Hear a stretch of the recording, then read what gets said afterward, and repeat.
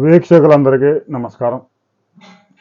Amaravati రాజధానిపై YCP అధినేత Jaganmohan Reddy clarity ఇచ్చారు.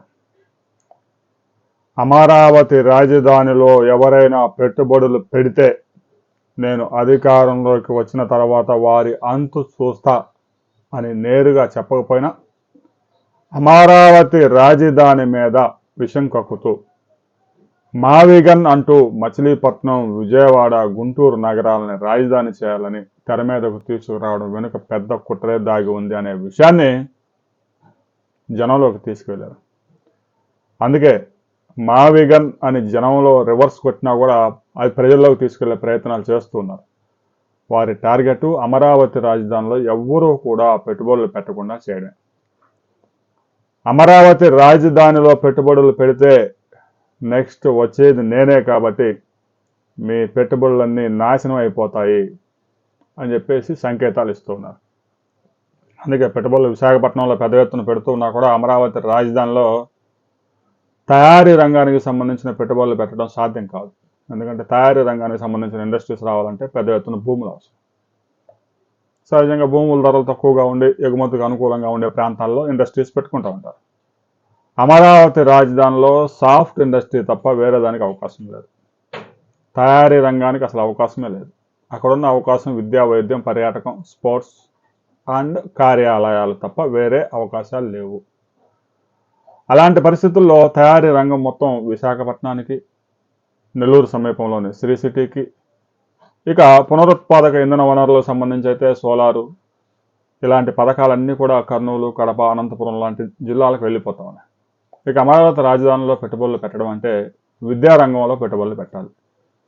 VIT university మాదిరి ఎస్ఆర్ఎం యూనివర్సిటీ, అమృత యూనివర్సిటీ ఎలాగైతే యూనివర్సిటీస్ నడుస్తున్నాయో అలాంటి యూనివర్సిటీస్ మరికొన్ని తీసుకురావడం, వైద్య రంగానికి సంబంధించి మంచి మంచి హాస్పిటల్స్ నెలకొల్పడం, పర్యాటకంగా అభివృద్ధి చేయడం, స్పోర్ట్స్ నగరంగా తీర్చిదిద్దడం. ఇక ఎలాగూ ఐటీ రంగం విస్తరణ లేదు కాబట్టి ఐటీ కార్యాలయాలు ప్రస్తుతానికి అమరావతి రాజధానికి వచ్చే అవకాశం లేదు. ఆ ఐటీ ఇండస్ట్రీ కూడా విశాఖ నగరాన్ని ఎంచుకుంటూ ఉన్నాయి. ఎందుకంటే ఐటీ ఉద్యోగులు ఎవరైతే ఉన్నారో వారు అమరావతి లాంటి గ్రామీణ వాతావరణం పరిస్థితుల్లో పనిచేయడానికి వారు సిద్ధంగా ఉండరు. ఇక అంతర్జాతీయ విమానాశ్రయం కూడా అందుబాటులో లేదు. వారికి కావాల్సిన డేటా కూడా అమరావతి రాజధానిలో సమకూరే అవకాశం ప్రస్తుతానికి లేవు.